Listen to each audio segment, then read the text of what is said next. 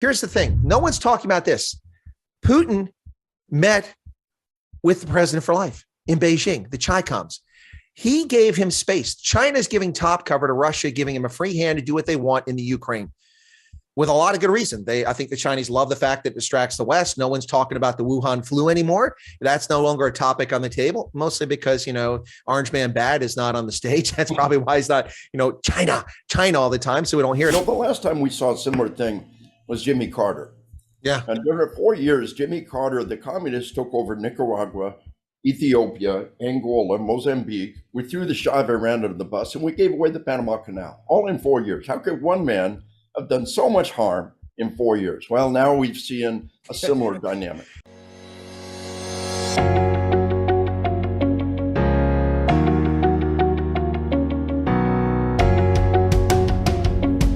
Hello, my name is Donald, and welcome to the #1 media company, WorldView. At WorldView, we explore everyone's perspectives on all things that can broaden our worldview. Today, we're going to have another discussion about the state of the conflict in the Ukraine, and we are joined by two world-class guests, Lieutenant Colonel Dave Grossman, the author of numerous books, which we'll display on the screen, and Colonel Chris Wyatt from the Chris Wyatt Africa YouTube channel. So, Chris, when we last spoke, you mentioned that we shouldn't underestimate the Russian army currently operating in the Ukraine, but it seems like we can safely deduce that they've overestimated the Ukrainian response and that their gains are much slower than they thought. They would progress much faster than they thought it would be. So what do you think on the current situation in the Ukraine? I don't recall exactly what I said, Don, last time we spoke, but I know it was before 30 days after the conflict began. And I said that I would need 30 days to give an honest assessment of what's going on offensively here. Because from my perspective, I'd seen what I consider to be an operational halt in the north because at a salient between Chernikov and Kirshov, where Russian troops were not advancing because of stout defense. So I don't recall exactly what I said, but if I said that we shouldn't underestimate the Russians, what I meant by that, and I still stick to that, is that if they're determined, there are certain things they can do. Now, as far as their conflict in Ukraine, I'm not at all surprised at where it's gone and how it's developed. It's interesting because I was on a program in South Africa. Big Daddy Liberty had a program, he has a panel. And one of the guests on there from South Africa, well-known person, said that, the Americans should be terrified. The Russian military is world-class. It's better than the Americans. They've got hypersonic weapons, yada, yada, yada. I'm like, okay, all right. Look, I know I'm biased. I just left active service in October 2019. And at least before, the chairman wanted to know what white rage was, I thought the military was heading in the right direction. But I was a bit taken back by his comment. And I said, I think that you're overselling the Russians. And so that sounds like it's a stark contrast to what you heard me say previously. What I meant by that is that while the Russians may have a capable military and they can take on countries like Georgia and Estonia and Kazakhstan, the campaign in Ukraine started on 6 different axes of advance. That's an incredibly complicated operational, command and control situation. If the Russians had simply invaded from Crimea and the Donbass, they might have been able to accomplish a lot more, much faster than they have.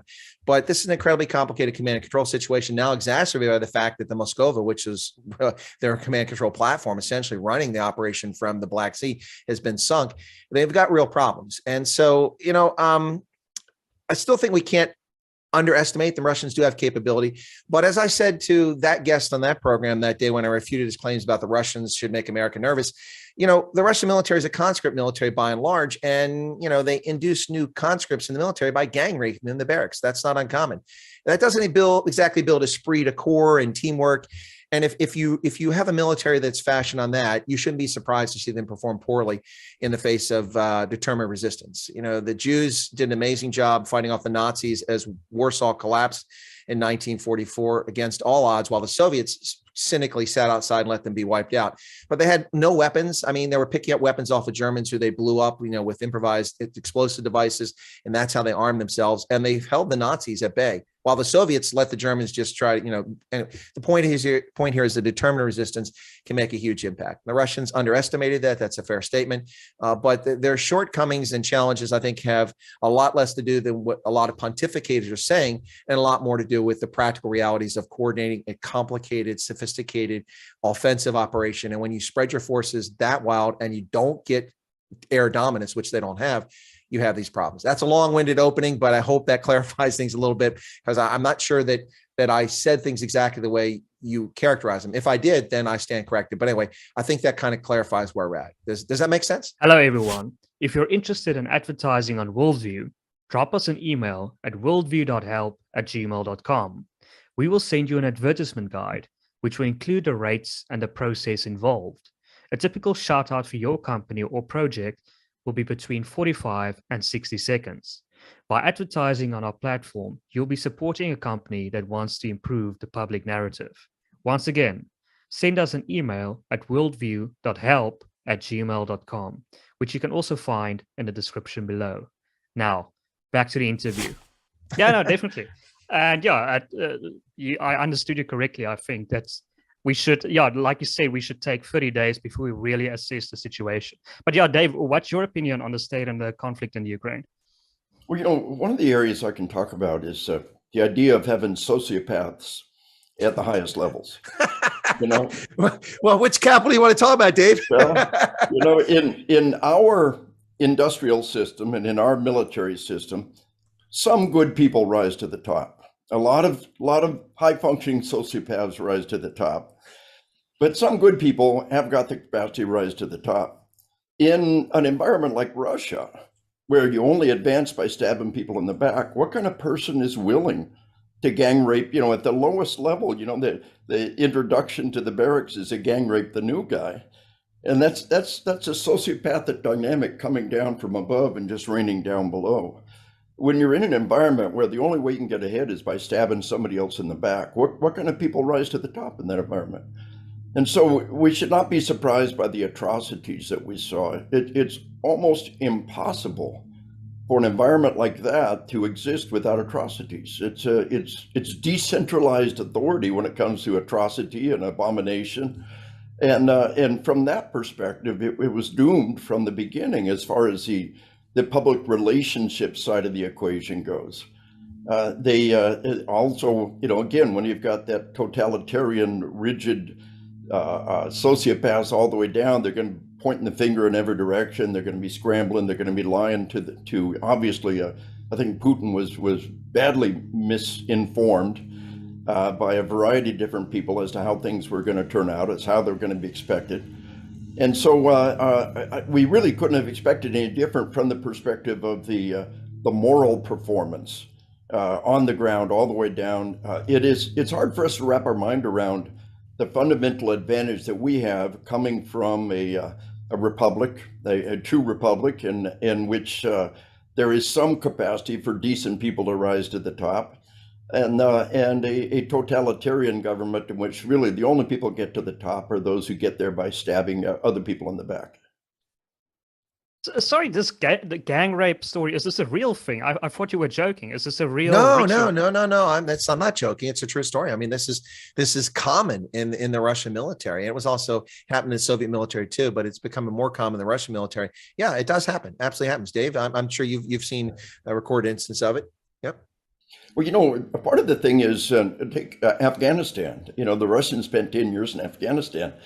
The thing that absolutely enraged our people in Afghanistan was the raping of children. This boys being raped in the barracks. It was just a rite of passage for them to rape boys. They were raped as children, and they raped boys and they think it's lots of fun. And our guys were enraged by this.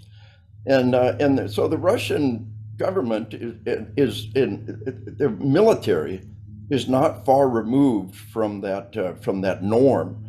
We think of hazing and bullying, but we don't realize that all you got to do is take hazing and bullying one step further, and gang raping becomes the dynamic on which a lot of things build on. It's not a rare phenomenon. It's probably not a universal phenomenon, but it's extraordinarily common in that kind of environment. It's the kind of thing that polite people don't talk about throughout history.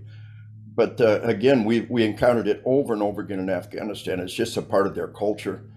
And we should recognize that in the totalitarian, vicious, sociopathic environment like this, it's not too far removed from a prison culture, because that's really what they are. They're imprisoned for a period of time against their will, and they're just trying to survive. We've seen at least one case that I'm aware of in which a tank driver ran the tank over one of the commanders.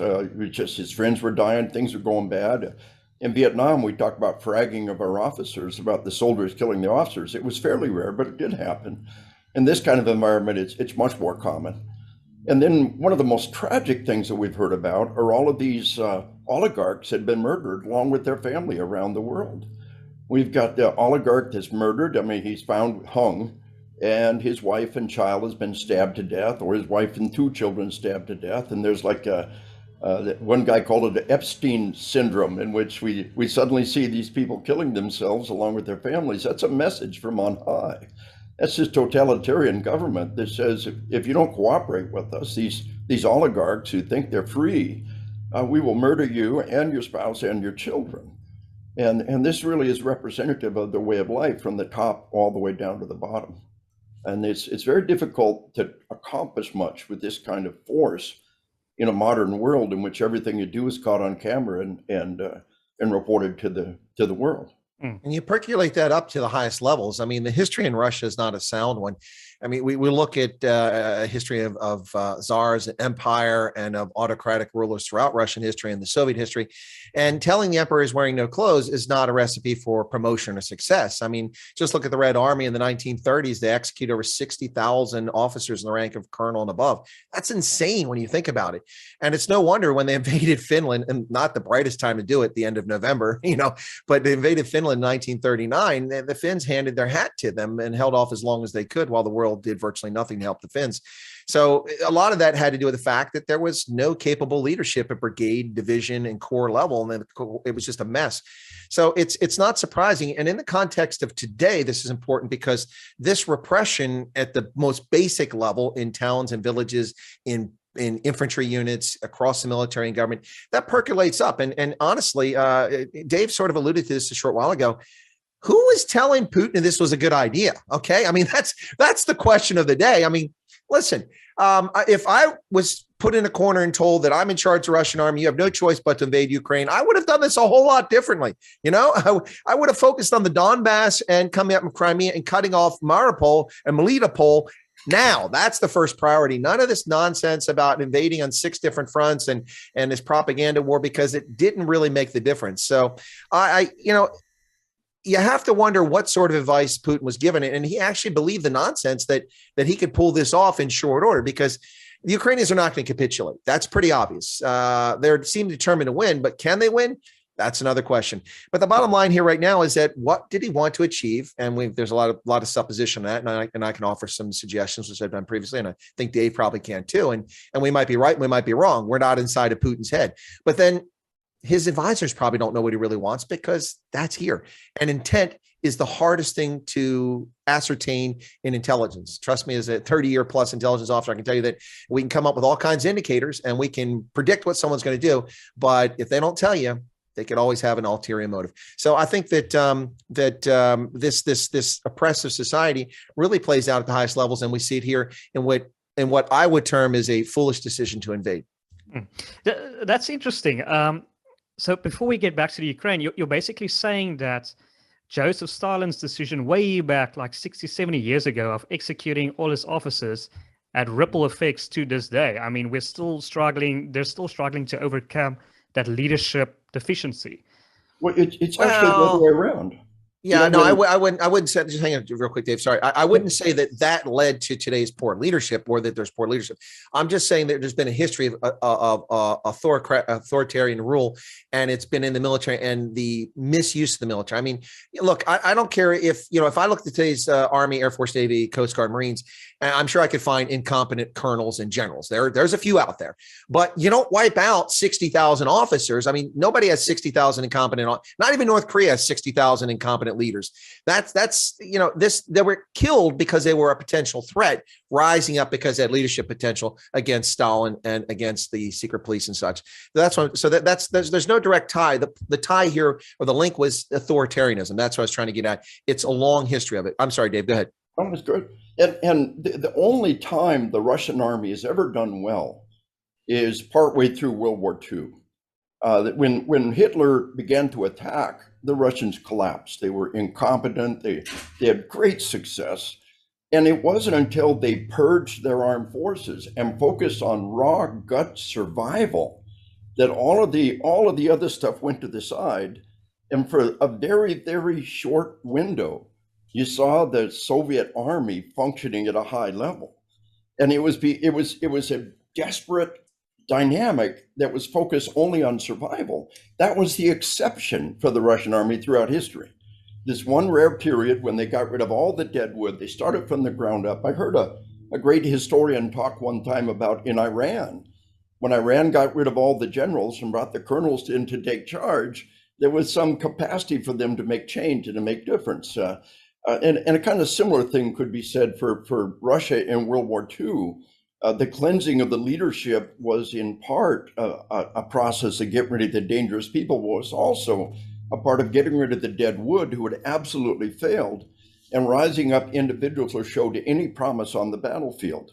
So for a brief period of time, for a brief historical window, the Russians were not looking for political games, were not looking for stab people in the back. Who's the best leader out there? Who's the people who perform well? Rise them to the top quickly, because the alternative is our destruction, our complete and total existential destruction. So partway through World War II, historically speaking, is the only time the Russian army has ever performed well.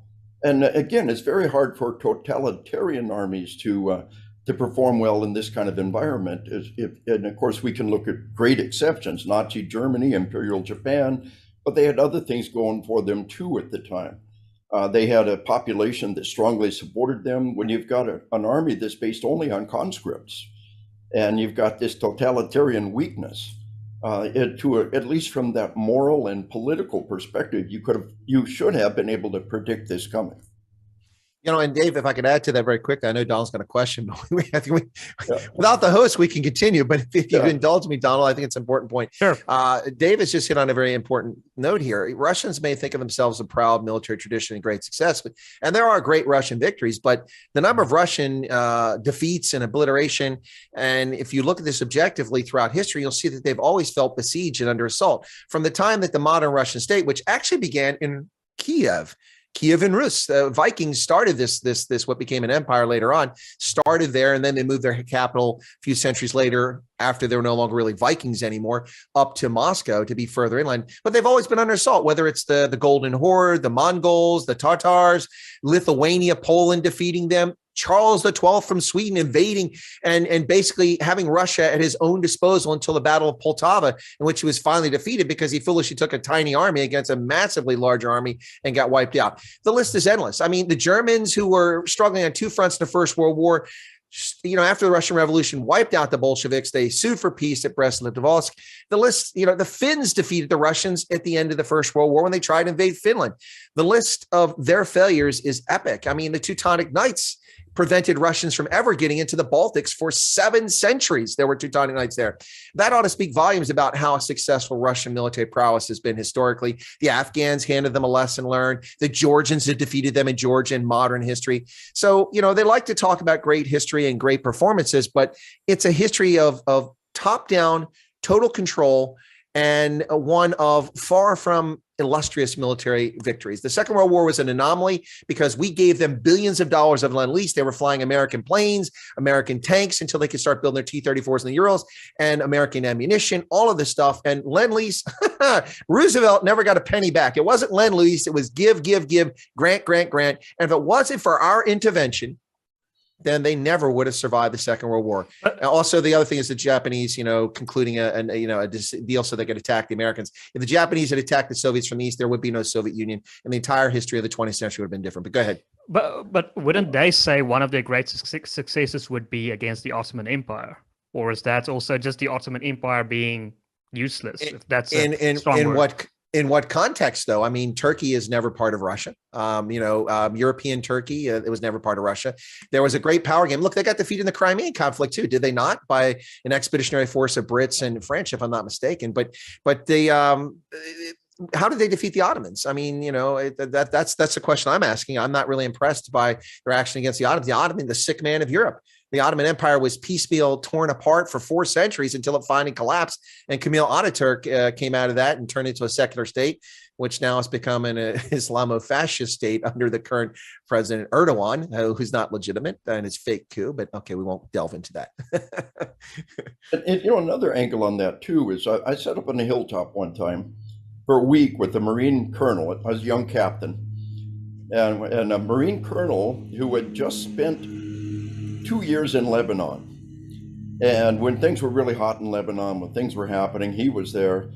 And he spent a lot of time with Arab armies and a lot of time with Israeli armies. And at that point in time, we really kind of glorified Israel, and they'd had victory after victory, their circuits versus our circuits. And that's kind of what you see in Ukraine. But what he said was, he said, you got to understand, it's not the Arabs, not that the Israelis are so good. It's that the Arabs are just so bad. He said it's like the Boy Scouts kicking the snot out of the brownies every couple of years. And he said, it's hard to wrap your mind around it. We truly are orders of magnitude better than they are. And that was kind of reassuring in its own way, but it was an interesting insight from somebody who had been there. I don't have the historical grounding that Chris does, but again, that the idea of the sick man of Europe, that's a word, that's a term that's been around for a long time, and it was just an empire being piecemealed after they'd lost all of their authority and all of their oomph, if you will, historically speaking. Well, you mentioned the Israeli thing. I'll jump in very quickly again. We're cutting the host out of his own program, but he can always edit us out later on. But no, seriously, I've served with Arab forces in the Gulf War. I had Egyptians and Syrians on my flank, and they were impressive against the Iraqis. But as we've learned, that doesn't say a whole lot. And then I also had the distinction of having served in Israel for a period of time on deployment with the Israeli Defense Force. And my takeaway from that, Dave, was that I had always grown up with the understanding that the Israelis were superhuman. They were amazing soldiers. But in the end, it came down to a couple things. Number one, it's game over, dude. If they lose, they can't lose because that's it. There'll be no tomorrow if Israel loses. So they fight tenaciously, like the Ukrainians are doing in many locations, like in Mariupol and other locations. So game over, dude. That reminds me, aliens. Hicks, calm down. I don't know if you keep scoring, man. We just got our asses kicked. Game over, dude. So that's one reason why the Israelis always win. The other is that the Arabs are very poor at operational communication and coordination, and they can't execute things very well. And that's ultimately why Israel survives. But that's a bit of a diversion from Ukraine, Donald. Back to the host. It isn't really a diversion because it brings us back to Russia in World War II. Yeah. The only time they were performing well was that game over environment. Yeah, and that's so, a good point. Who has their back to the wall right now? I mean, Russia Dave, they had a few times where they had their back against the wall. I mean, Chris mentioned the Swedish situation with Charles. I can't remember his number, but 12. Charles the 12th. To 12, but I mean, there was a few occasions where they had their backs against the wall and they lost. And they still lost. Yeah, good point. Yeah. No, so this whole situation that's going on right now is really sad because, I mean, ultimately, it's all these politicians who don't put on boots and put on fatigues and body armor and have mortar rounds exploding around them and bullets whizzing by their head and watching their friends and roommates die in their hands with sucking chest wounds and missing limbs and traumatic brain injury, and going to Walter Reed and seeing a 19-year-old Marine who has half an arm, 2 fingers on the other arm, and big chunks of his forehead missing and a leg blown off. And when the kid drops his prescription, you try to bend over and help him out with it. He says, I got to learn how to do this, sir. It's the politicians don't see that. They don't care about that. They make these antiseptic decisions and they pretend they care about us. I don't care if it's Joe Biden or if it's Putin. They do this and people suffer. People suffer, soldiers especially, on both sides. But and then, of course, the atrocities, which should never occur, but they do. It's really sad how people can make political decisions that cost people their lives, their livelihood, their homes, and it's all unnecessary. Now, this could all be resolved in a reasonable fashion, although it's not easy in Ukraine, Donbass, because of Russian colonization and also the shifting borders over time. It's funny, when this thing started, I'm here in Lvov, the cultural capital of Ukraine. That's a Polish city. Did you miss history? It's funny you call it the cultural capital of Ukraine because Poles built it. Look, I'm not a big fan of Poland or an opponent. I'm just stating the obvious here. So to hear that, I'd be like saying we're in Kaliningrad, the capital, the heart of Russia. No, it's Königsberg, and it's the seat of the Prussian Empire, which now belongs to Russia. But anyway, I could go on for hours with history lessons. Now, your turn. So, Dave, I've spoken to a few not political analysts, like military strategists, historians. It seems like the consensus is that this war will go on for some time. I mean, it's not going to end anytime soon. It's going to be at least another couple of months, if not years. So, what's your opinion on that? How long do you see this war going on, stretching out? The Ukrainians seem to have. Well, first off, they've got no cause to quit. They've got a lot of foreign volunteers. They got a lot of equipment coming in. There's no political call for them to stop. It's within, that at some level, their goal is to stop when we get back the Crimea, to undo everything that Russia did. What will stop the war? Well, either Russia gives up, and they're probably not going to give up the Crimea. And as it sits right now, Ukraine's probably not going to give up the Crimea, so that part of it will continue. As long as we give them moral support, as long as we give them equipment, there's a pretty good chance the war's going to keep going. And we are the ones that have the potential to call a stop to it. And it may be too late. We may have already given them too much stuff. But right now, it looks like they have the moral imperative and the political will to continue until they get the Crimea back. And we may see kind of a siege warfare type dynamic going on, close to what we see right now over an extended period. I don't think Russia can really sustain that with conscript troops and lack of support and continued failure. It could last for a very long time, or Russia could give up, or we could pull the plug and say, no, you've gone far enough. That's all we want you to accomplish. We don't give you intel support anymore. We don't give you material support. So there's a lot of people who could pull the plug. The Russians could give up. The Ukrainians could give up politically and say, this is enough blood's been lost. Or we could give up and stop giving them support. Those are really the political dynamics that would drive the near future of what's going to happen. Can the Russian morale collapse? Can the Russian army run away? Yeah, no, I know it already has, but morale really isn't the issue here. When you have an authoritarian state, you can push people beyond morale. Morale. So the thing that was missed by political leaders in America is centers of gravity. And U.S. center of gravity in Vietnam was not the Army or the Marines or our ability to wage warfare. Because let's be honest, in engagements, tactical and operational, we shellacked the North Korean army. We shellacked the Viet Cong. They were absolutely obliterated. But the center of gravity, the center upon which everything rested in America, was public support for the war. And that matters in a democracy, a republic where people have a voice, although we seem to be losing it today, but that's another story. But that matters in a society like that. So the Americans have been assured by the Johnson administration that we were winning the war. And, and what was it every night on the news? Tonight in the conflict in Vietnam, 137 enemy combatants were killed. And, body counts McNamara was focused on, that was victory. Well, you could kill 1 million North Vietnamese. That wasn't going to end the war. That's not what the barometer was. And so the American public got fixated on that. And then all of a sudden, Tet happens. And we have Viet Cong in the American embassy compound shooting and killing American Marine security guards and CIA operatives. And the whole public turned against the war in 1968 because we didn't recognize the center of gravity. The center of gravity in Russia is not public support. The center of gravity in Russia is not public opinion because the public can't voice itself. Now, that doesn't mean that's not a problem for Putin. That's just saying that it's not going to collapse because of that. And the bottom line here with how long the Russians can go on is that what people seem to be ignoring, and I've talked about this frequently, I don't do Ukraine updates anymore because there's so many self-involved, egotistical people who are using Twitter and social media to, look at me, and they're telling the same things over and they're spreading propaganda. The people that really want to know what's going on in the war, there's only a handful of those people. Other people just want to read what people tell them. So I stopped doing that after about 2 weeks of the war started. But here's the thing. No one's talking about this. Putin met with the president for life in Beijing, the Chi-Coms. He gave him space. China's giving top cover to Russia, giving him a free hand to do what they want in the Ukraine. with a lot of good reason. I think the Chinese love the fact that it distracts the West. No one's talking about the Wuhan flu anymore. That's no longer a topic on the table, mostly because, Orange Man Bad is not on the stage. That's probably why he's not, China all the time. So we don't hear it. But the Chinese are getting away with everything. Their trade violations of World Trade Organization, they still do it. Their muscling of smaller actors like the Philippines and Vietnam and Indonesia in the South China Sea. Their nonsense in Scarborough Shoals.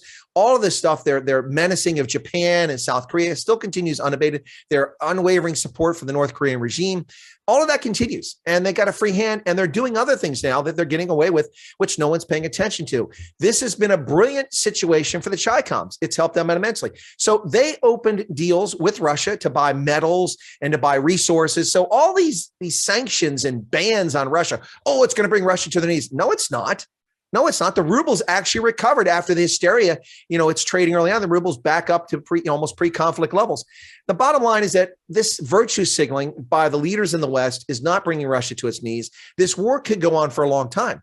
I mean, Putin can continue to send troops into the grinder, or he can just sit there and have kind of like a Sitzkrieg, like the Allies and the Germans had in the West in 1940 when they were at war. But there's a couple artillery rounds, a couple shots here and there. Again, what is Russia's ultimate objective here? And that's unclear. But I've said before, and I'll stick to it, that geopolitically, it makes sense if he really wants to keep NATO at bay, and he wants a pliant and compliant vassal state in Kiev, which is not Zelensky. That's part of the reason why he invaded. If he wants that, and he wants to recover things for his own country's use, the natural border geographically is the Dnieper River, and the eastern third of Ukraine gets annexed by Russia, but they haven't conquered all that. So that's a ways off if that's one of their goals. But the bottom line is that one of the goals was to link the Donbass with the Crimea, and that's almost effectively done at this stage. So I don't know how long to go on, but it could go on. I don't want to say indefinitely, but it could go on for quite a while. I mean, if they want weapons, they can't produce them, which they're capable of. They can always buy them from China. China will sell them weapons. So it's a situation which could go on for a long time. And the Ukrainians aren't going to give up. I mean, we are pouring, Biden gave them, $1 billion when the thing started, then another billion 2 weeks ago, then $800 million last week. Now he wants $30 billion more, including $8 billion of economic aid for Ukraine. And all of Africa's top 10 countries receiving aid last year is less than what they're giving in a special appropriation to Ukraine in a single year. So that ought to tell you how invested Joe is. Son of a bitch, they fired the prosecutor Biden is in the Ukraine. I got a question, if I may, to Chris. This is, one of the things that we're hearing is China wants Taiwan. They want it with a deep and abiding passion. And when we look at the Cold War, we see our proxies, Israel, against their proxies, the Arabs, and the Israelis win over and over again. I heard a Russian officer say one time, it was in like it was well after the Soviet Union had collapsed. It was in the maybe early 2000s. He said, we always knew if we came across the border that you guys would kick our ass.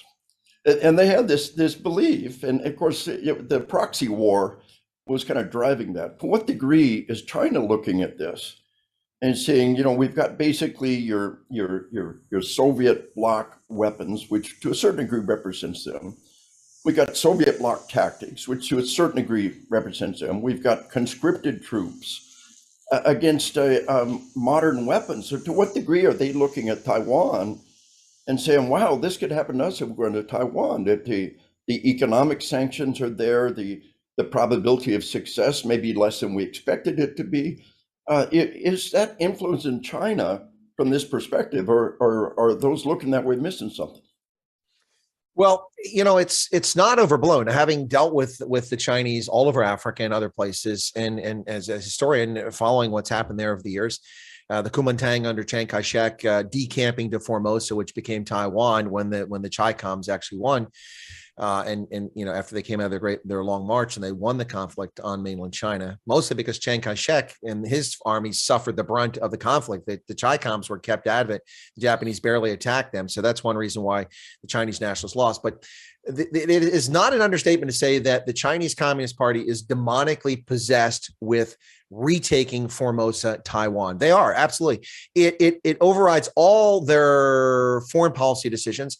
In Africa, that was the most important issue. You would not get any support from China, whether it hurt or helped China. You would never get any support from China unless you recognize Beijing as a legitimate ruler of China. And even to this day, it's only... Yeah, is that true for the younger generation as well? Or is it primarily an older generation thing? Being obsessed with Taiwan. The thing is, it doesn't matter because the younger generation doesn't run China. The Chi-Coms run China. That's that's a good question, Donald. It's a fair question, but the people, it's like South Africa. The fossils, the troglodytes from the Cold War era from the ANC run South Africa. It's not being run by 40-year-olds in South Africa. I mean, every single minister, well, not every single one, virtually every minister in Ramaphosa's government has been in government since 1994. And all they've ever done is suckle off the teat of the government. It's the same in the Chinese Communist Party. Now, they're younger, a couple generations, but they're still brought up in the time of they were young men during the Cultural Revolution when they murdered 30 million Chinese. So what the younger generation says doesn't matter unless there's a popular uprising, which with 1.5 billion people, you've got to be very careful. That could happen in a moment's notice. And all this stuff over COVID, the way they've been locking down these cities, that could backfire them at some point. I'm not a China expert, but I'm well informed on China. But the Taiwan issue is genuine, and that is an override. Now, will Beijing go to conflict? That's a question. And I have concerns because we have a president who is not all there. I mean, the guy can't walk and chew gum, let alone utter a sentence. I'm not supposed to take questions. They told me not to take questions. He actually says that stuff. That's insane, man. Talk about embarrassing. I thought Ramaphosa was an embarrassment, but we've got the worst embarrassment. So with weak leadership, I mean, okay, not to drone on and take the whole show, but let's just run through the hits here. All right, so Biden becomes president and Orange Man Bad is gone. Well, there was no conflict in Ukraine. The Donbass was continuing, but that had been going on since 2014 under Obama when they took the Crimea. But there was no war. There were no wars started that the U.S. got involved in. We got out of conflicts when Trump was president. I'm not a Trump fan. I'm just stating the obvious here, and I'm being honest here. So Biden comes in 9 days later. Myanmar's military overthrows a democratically elected, corrupt, but democratically elected government. And Nobel Peace Prize winner An Aung San Suu Kyi is locked up in prison. A 76-year-old. Now she's been convicted for 11 years for other charges. So if she lives, she'll be 87 when she gets out of prison from this military junta. What did Biden do? Are those crickets you hear? Nothing. No sanctions that were notable. No condemnation. Nothing. Then what happened 6 weeks later? Putin starts moving 70,000 troops along Ukraine's border 6 weeks after Biden becomes president. Is he outraged? Does he make a global statement? No, nobody even knows about it unless you're paying close attention to the Ukraine, because no focus from Bojo, Boris Johnson, Emmanuel Macron, Justin Trudeau, little blackface up there, and then also from Biden. They're silent on all these issues. And I can go through the coups in Mali and the coups in Burkina Faso and the war in Eritrea, which, to be fair, started on Trump's watch, but it was the last month after he lost the election. So you can't really blame him. He was focused on trying to overturn the election, as the press claims. So that is really Biden's issue to deal with. Eritrea, the atrocities. They're digging up bodies of people they executed and burning the carcasses now of these dead people to cover up war crimes. And no one's talking about it. Whereas Biden, he's silent on all these things. Only when Ukraine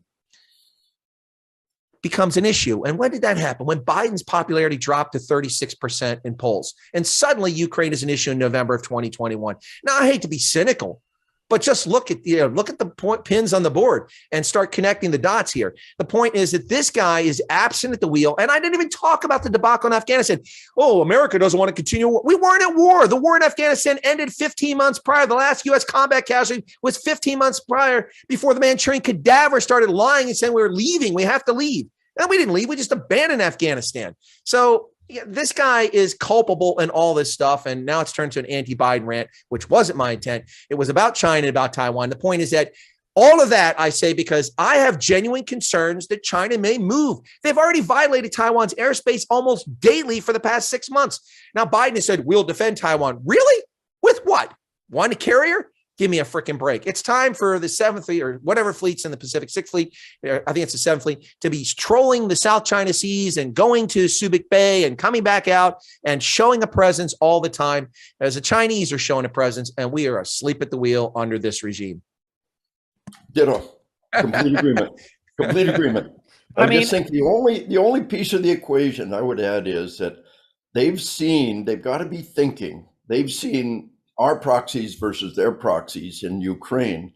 and it's got to be given them second thoughts. The only thing that can save us from the ineptness, the incompetence of the Biden administration, the total geopolitical incompetence of the current administration, is that they are getting a message from Ukraine. Things might not turn out the way we think they might, and could give them some pause. It may be the only thing that keeps Taiwan, with this current incompetent, inept administration, the only thing that might keep Taiwan out of Red China's control is this model that they might be generating from Ukraine that gives them pause. Otherwise, Taiwan is lost. This administration has lost Afghanistan. You know, the last time we saw a similar thing was Jimmy Carter. Yeah. And during 4 years, Jimmy Carter, the communists took over Nicaragua, Ethiopia, Angola, Mozambique. We threw the Shah of Iran under the bus, and we gave away the Panama Canal, all in 4 years. How could one man have done so much harm in 4 years? Well, now we've seen a similar dynamic. Well, he's topped it. This guy is vying for the incompetence award. He's worse than Carter. But I mean, isn't Taiwan much smaller than Ukraine? Isn't that a factor that's also in play? Yes, but Taiwan is also better armed, better equipped, and better prepared for any conflict than Ukraine ever was. The Taiwanese military is incredibly professional, they have all of our monosystems. They spend hundreds of millions of dollars buying our weaponry, and they're very well integrated. They control their airspace very well. That's why the Chinese have been chased out of their airspace, and they're ready. Yes, it's small, but they will fight to the last person on the island. They will. And that's that can't be overlooked. And that's probably the only thing that gives the Chinese pause at the moment, because all the cards are stacked. It's like going to Vegas, it's like the Chinese have got 21. They haven't even looked at the cards, but they're afraid to turn the other card over and see if they've won or if the dealer's got the 21. Okay, yeah, I haven't been to Vegas, so I don't understand that analogy. But I mean, gentlemen, I'd love to ask you this question. I recently saw an interview with a Russian advisor, and he said that his argument for a no-fly zone in the Ukraine, I don't know how important it is, because it doesn't seem like the Russians are flying a lot of planes in the Ukraine. Correct me if I'm wrong. Well, they're not, but they don't have command of the airspace. I mean, they don't have total dominance. That's a problem for them. But here's the thing: this whole nonsense from the time it started, there should be a no-fly zone. First off, a no-fly zone, really, really, an active war zone. First off, no-fly zones are applied to places where there's no longer fighting. But go ahead, Donald. Yeah, I just want to complete what his argument was, this Russian advisor. He said that, for example, the Turkey government instituted, or they shot down a few Russian planes recently, and some, I can't remember specifically a war, but there was an incident where they shot down Russian planes and the Russians did nothing. And they've also blocked the Bosphorus Straits and denied the Russian fleet entry into the Black Sea, and the Russians did nothing. And his argument is, if you institute a no-fly zone in Ukraine, the Russians will do nothing. There will be cries of outrage, but the next day they will just stop. That's his argument.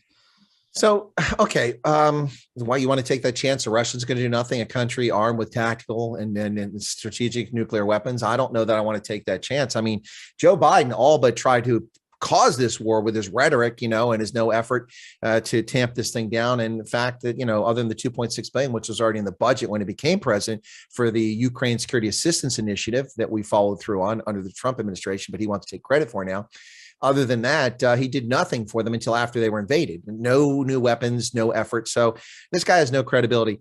But the Russian thing, the no-fly thing, remember the no-fly thing started out, NATO should apply. NATO? What authority does NATO have to apply a no-fly zone over the Ukraine? None. Now, NATO can declare a no-fly zone over Germany, over Estonia, over Poland, because they're signatories to it. But they have no geopolitical authority. The United Nations to declare a no-fly zone, but then what fool's going to sign up for it? It's an active combat zone. No-fly zones over Kosovo, no-fly zones over Bosnia, over Iraq, that's different. Iraq was vanquished, so you can imply that. But those are United Nations actions. European Union has no authority. Ukraine and Russia are not in the European Union, nor are they a member of NATO. So there's no legal authority. This is a dumb concept spread by people that don't understand politics, international relations, or military issues. And the problem is that they're in power. They rule this world. It's run by leftists all over the world who think the army is a nice toy that they can just use whenever they want. And it's a real consequences to real decisions. A no-fly zone is the dumbest thing I ever heard of. Ukrainians can say, yeah, you can come and have a no-fly zone, but the Russians are in active combat. They don't have to pay attention to that. And if they shoot down a NATO aircraft, the no-fly zone, NATO has become a co-belligerent. We're already co-belligerents. The money we're pouring in, the resources we're pouring in from NATO members has made us a co-belligerent in this conflict. And a no-fly zone is the dumbest thing since, I don't know, since somebody got a record number of votes in a previous election, which I can't say because I don't want to get your channel banned. So it's really a risk versus payoff equation. The risk is huge and the payoff is absolutely minimal. It won't have a major impact on this war one way or the other. And they, like you said, there's not like the Russians do a lot of airstrikes right now anyway. No, most of the damage they're doing, Dave, from that is from surface to surface ballistic missiles. Yeah. So a no-fly zone is not going to stop them. You're going to have to put the Iron Dome. You have to get Israelis to put Iron Dome in there to shoot down ballistic missiles. That's where most of the television tower in Kiev that was hit, that was a surface ballistic missile. And all these strikes are either artillery or that. So a no-fly zone is not going to do anything except virtue signaling, just like all the other things that these so-called leaders in the West are doing. Now, that's a really good point when we think about the Iron Dome, because we are opening our embassy again. And you got to wonder what kind of air defense, Iron Dome type dynamics are we putting in our embassy to protect us from strikes? But how big of a window might there be? How big of a radius might there be for that? One way you might see that, we don't need a no-fly zone. We need an Iron Dome. And as we open our embassy, we may very well see an Iron Dome over their capital just as part of our embassy. It would be reasonable to put some kind of a counter battery dynamic or an air defense dynamic in that environment. And so talking about an Iron Dome versus a no-fly zone, that's a different equation and very possible. And all this energy that was wasted over, let's get Polish Sukhois and MiG-29s over there. We're going to get them over there. Okay, fine. That's fine. But if you want to defend Ukraine, buy a bunch of Iron Domes from Israel, send a bunch of Patriot batteries over there, and that will have a far more effective impact because that's where the real stuff is coming, surface ballistic missiles, and give us some counter battery radars. And now the French have just done that. They've just sent their mobile 155 howitzers, which have incredible range, 40 kilometers. That's an impact. That's going to change the dynamic. But a no-fly zone is just nonsense. This is what stupid politicians do when they're morons. We had a no-fly zone over Srebrenica. No, it had a no-fly zone over Srebrenica, and every male 13 and over was shot in the back of the head. 7,000 men butchered in Srebrenica. What did that accomplish? And by the way, we were flying the zone. 2 Air Force F-16s from Aviano Air Base were flying AirCat missions over Srebrenica when the Dutch begged for air support. And they were denied by Kofi Annan and the UN Department of Peacekeeping Operations. So I don't want to hear about no-fly zones. They're idiotic. They're done by politicians that are brain dead. And if they farted, all their brain capacity will go out to wreck them in the moment they farted. Case closed. That's very interesting, the concept of the Iron Domes. I mean, where would you place them, right, if you were to take them to the Ukraine or set them up in the Ukraine? Well, without revealing the effective radius of the Iron Dome, which I'm sure is probably not something that's public information, you'd put them a number of places. You'd start, of course, a good place would have been over the capital and airfields. And our embassy. Yeah, well, for us, our embassy, but I'm talking for the Ukrainians, they probably care less about our embassy, although it's important to them. I mean, the Ukrainians probably don't want this, but if our embassy had been attacked, they'd probably be in their favor, by the Russians. But you put them over logistical points, key nodes. And as a former air defender in one of my lives, you have mutually overlapping and supporting fires. So you put one here and you have a effective radius. So it's overlapping so that they can both engage. And the key to this is radars and then mutual overlapping support. And then this would change the entire dynamic conflict. Russia could never win this conflict if they had those resources at hand right now. And with counter battery, because the way the Soviets and the way the Russians fight war is they pound you with artillery. And then they try to bring armor formations at you. Well, spring is here. The mud is in the Ukraine, so it's not easy to maneuver as it was on frozen turf. So that's the problem for getting around. But artillery can still fire, and they can bomb you into submission. Just look at the cities, how they're being hit most in the east, mostly with artillery. So counter battery radars and counter battery fire will silence Russian artillery. And when their artillery is gone and their surface-to-surface ballistic missiles can no longer effectively hit targets, then they'll never win the conflict. The Ukrainians will fight to the end. And that is a very probable future. The idea of we're seeing counter battery dynamics already in place. Our own 155 counter battery radius going in. It's so easy to slip in Iron Dome type things. When we see a Patriot missile battery going in, then you'll know it's approaching an entirely new level. It's well within the realm of possibility. And again, the point is very good there, that once we get that, the Russians can do nothing. And the war will continue to last until the Ukrainians are tired of fighting, or until they've gotten the ground that they want. To what degree are we going to put that kind of resources in? That's still an unknown. But one of the greatest factors of all is the counter battery ability. They fire a volley and then we destroy their artillery. They fire a volley and we destroy that artillery. In a very short period of time, you run out of artillery. And that changes the whole dynamic as to what they're able to do. We've seen RPVs and remotely piloted loitering vehicles. We've seen what they're doing. But wait until you see what counter battery does to the basic Russian concept in the very near future. And another thing, again, that the Chinese might be looking at and saying, damn, there goes another part of what we were planning to do. It's going to be interesting to take a look at. Well, one thing I should mention too is that the Patriot wasn't designed and developed initially to take down ballistic missiles. It was designed to take down aircraft, interceptor and fighter aircraft and bombers in the air. And so when we went to the Gulf War in 1991, the Bush administration, Department of Defense, kind of oversold what the Patriot did. They said, yeah, they'll use this takedown missiles to take down Scuds. They fire them at Scuds, but upon reflection and honest analysis, we'll find that almost none of the Patriots hit the Scud missiles. They got close on occasions and would explode near them sometimes. And in fact, I can attest this very personally when I was woken up at about 3 o'clock in the morning at Dahran Air Base when I had come back from the Ford Assembly area after the war began, and incoming Scuds were coming towards us. The Patriot missile batteries fired after I got the early warning.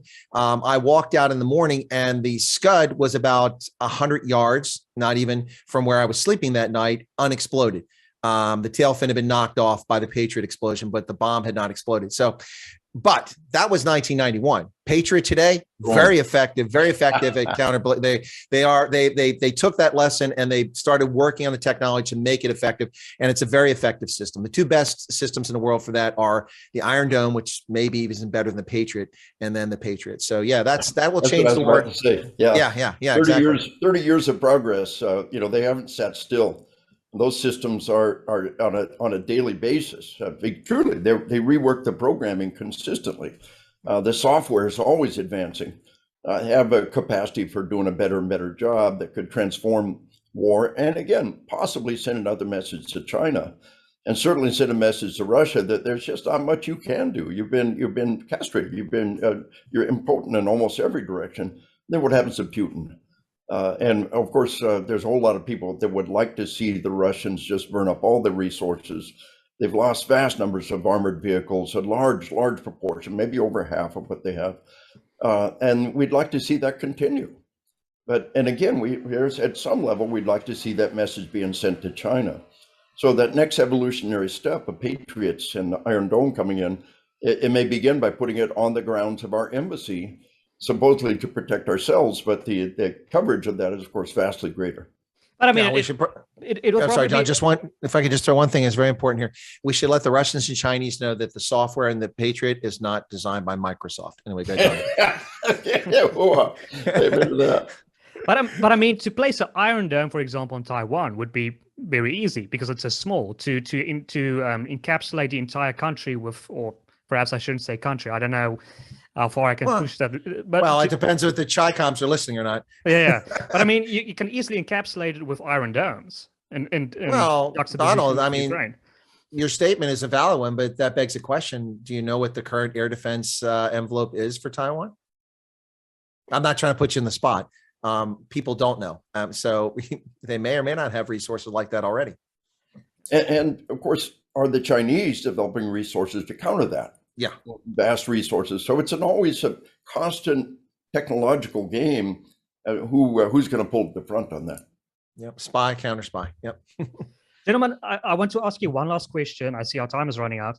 I know President Biden got into trouble because he said that there should be a regime change in Russia, that Vladimir Putin should go.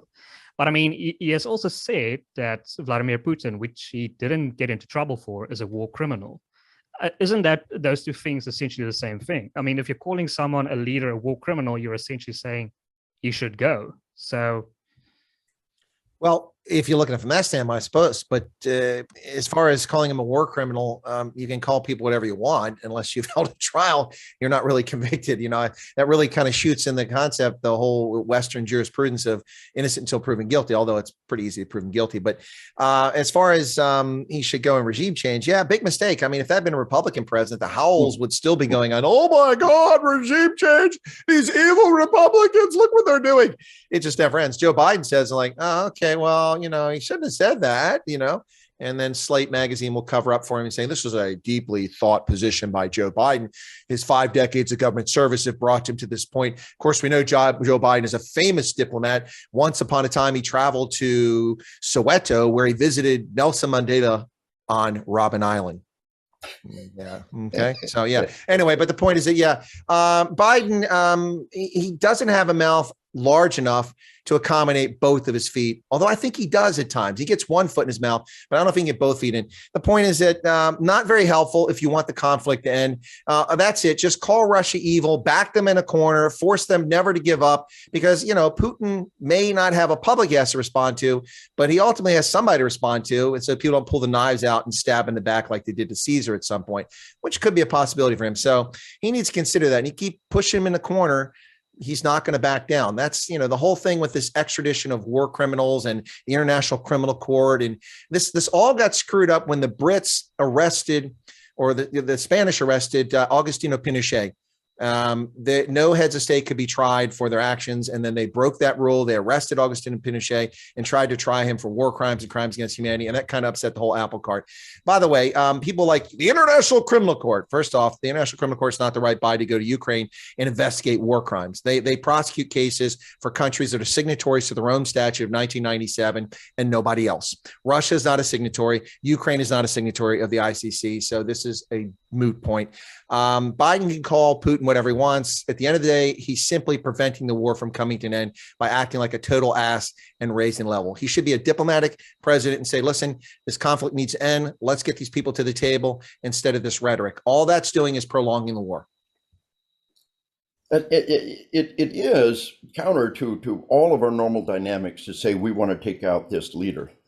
That there wasn't great outrage over that is as Chris said, just astounding that he got away with that. But in the back burner, we've always been oriented in that direction. There's things coming out. For instance, our intelligence community wants to get credit for taking out these. We gave them the intel, but we didn't tell them what to do with it, kind of thing. Those are not the kind of things you should say out loud. No, nobody should know that we did that. That should be a state secret. That just makes Putin pissed off at us because he lost his command and control and his fire direction center and his star ship, and we and the Turks are responsible. And nobody should know that. But these buffoons, these naive idiots, after 5 decades in government, don't know better than that. Of course, this is the same guy that used to take the Amtrak train from D.C. to Delaware and take classified documents. And I know for a fact, because I know his security detail, he took classified, top secret, confidential, or top secret Senate Department information documents on Amtrak. And it wasn't a closed car. People wandered in, and the military advisor said, "Sir, you can't read that here." "Oh, it's okay. These are my constituents." What a moron! You expect someone like this to trust our secrets? I'm sorry, Dave. I had to interrupt there. This is why we are being led by idiots. And so there's all kinds of things that shouldn't be that shouldn't be spoken out loud that are being spoken. And saying that we want that regime to be replaced is not one of those things that intelligent people say out loud, but it's happening. The incompetence of this administration is on parade. Whoever's making those leaks at in the intelligence community represents certainly not the professionals of that community. I think it represents the political dynamics who want to get credit for what's happening. Is terribly counterproductive in every direction. But that's what you get with this level of incompetence, and not just at the top, all the way down with the individuals whose only goal in life is to burn down everything that the Orange Man did. Burn it to the ground and start over again is their motto. They go in with this administration saying nothing that has ever been done before us was virtuous or good. And we've got to destroy everything that was done and start from the ground up. And, incompetence at every level. And the result is, as Chris so well pointed out, disaster around the planet that aren't even being noticed, that are just being shoved under the table until finally we get to this situation. It's being handled at such a level of incompetence. And yet, in spite of ourselves, we're still driving on because our equipment and our training and our special forces have been in there for 10 years. You know, the Russians took part of Crimea, took part of Ukraine, and then they gave us over 10 years to prepare for the next part. Yep. And that was a big mistake in so many ways. Yep. Yeah, it seems like you're feeding the narrative. If you say regime change, you're feeding Putin's narrative that they're out to get me. And you're feeding that Russian patriotism, nationalism, if you start talking that language. Well, and you know, and that's absolutely true. And probably the dumbest strategic aspect of all this for Putin is not the fact that the world is united against him, although I don't think that's true. But you know, let's say they have. But the biggest thing is that Finland has been neutral. We have a verb called Finlandization, driven by the fact that Finland was neutral in order to survive against such a big bully next door, and they survived. Finland. Over almost 70% of Finns want to join NATO now. They've never had more than 35 or 40% of the country say they want to join at any point in history. And now 30 years after the Cold War's ended, Finland wants to join NATO. Sweden wants to join NATO. They've never even talked about joining NATO. And it's not just, you know, pontificating. They're serious about it. And this is probably the biggest strategic mistake that Putin has made, a miscalculation. And then it's threatening, you know, threatening the Scandinavian countries. Well, anyone that makes a move towards NATO will suffer the consequences. And then, well, we will nuclearize the Baltic. Well, it's already nuclearized. You have sea-launched ballistic missiles that go through the Baltic Sea every damn day on Russian submarines. You already have nuclear weapons there. These are empty threats, and they're driving these countries into the arms of NATO and making themselves even more isolated. And it's stupid because Finland and Russia have immense trade back and forth. For such a small country, they have a big impact on what happens in St. Petersburg, and this is not good for Russians. And you know what? This is what happens when people make miscalculations, and it's exacerbated by people like the Manchurian Cadaver. Dave, that's my nickname for Joe. The Manchurian Cadaver has no idea what he's doing, and the people around him are yes men who are more concerned about, sir, we must elevate this person because this person represents not 0.1% of America's population. This is a transgender political leader. So now we have the right person in office. That's the key qualification. These people are just lost, and that's why we're at where we're at. And this constant prattling on about regime change conflict isn't going to end when you're threatened to remove the guy in charge. What's he going to do? I mean, if he surrenders, he's going to be taken to the Hague. He's going to be prosecuted. He's going to be a war criminal. He's just going to fight till everyone else is dead. That's what's going to happen. Stupidity is the order of the day in London, Paris, Ottawa, Washington, Pretoria, and Moscow and Kiev. And all we can hope, all we can pray is there will be a backlash of against the totalitarian stupidity we're seeing around the world. In America, in these elections in the fall, we're hoping to see part of that backlash. But worldwide, this backlash against overreach of government and the incompetence of government is the potential is there for the pendulum to swing back the other way and give us cause for hope. But right now, when we look at leadership around the planet, there's not much cause for hope. There's one clear winner in all this, gentlemen, and I'll tell you it is. Hello, I'm President Xi Jinping, president for life in our democracy of China. Welcome to China. We've just put in place a person in Hong Kong who is a bootlicker for the Chai Con party. That's the winner in all of this, communist China. They've won. They win in this conflict. The rest of us are just sitting here going, oh, brother. Well, gentlemen, I see we've run out of time. I want to give you one last opportunity if you want to add, blog, or say anything that you want to before I conclude. Well, I guess I'll go first. I started and give Dave a chance to wrap it up. Donald, it's a pleasure to be back on the program. Thanks for inviting me back once again. Also a pleasure to have a conversation with Dave on here. It sounds like we share similar views on a lot of these issues.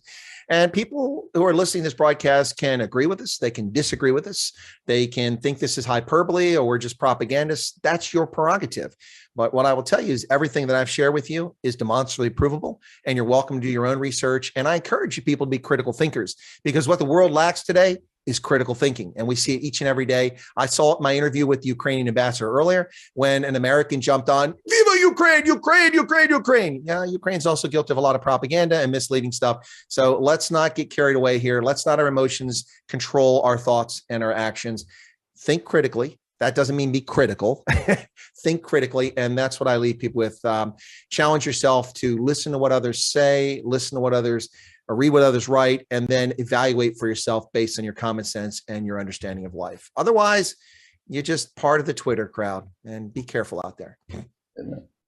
And recognize to what degree the media, if you will, are sold out to an agenda, and try to find voices that go outside that. I'm such a fan of the podcast revolution. When I was a kid, when Chris was a kid, we had 3 networks, and we had 1 or 2 newspapers in every city and a couple of national magazines. And if you didn't hit those, there was no hope of influencing things at the national level. Today, we've broken that roadblock. We've got thousands of podcasts. I honor you for putting the podcast together, Chris for being here. Most of all, your listeners are seeking a deeper level of information. The corporate media have lost all of our trust. They really need to be set aside and focus on a deeper level of information. And shows like this have got the capacity to do it. A shameless author, always plugging a book. A lot of the stuff I talk about how totalitarian government is trapped, atrocities entrap and empower.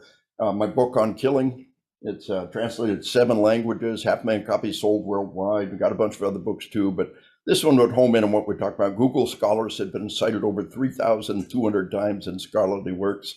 If you want to dig in a little deeper from the scholarly perspective, look at On Killing. And again, as Chris was saying, recognize that there's a narrative that's being forced upon us, and dig deeper, try to find those other avenues of information, and then consider them all critically. Think about the information, considering what's not being said. Find those outlets, find those friends that are able to forward to you information that might not necessarily agree with your preconceptions, and take a minute to examine the world from a broader perspective. And certainly that's what podcasts like this would allow us to do. So thank you, Donald. Honored to be on board. Chris, been a pleasure and honor to be on board with you.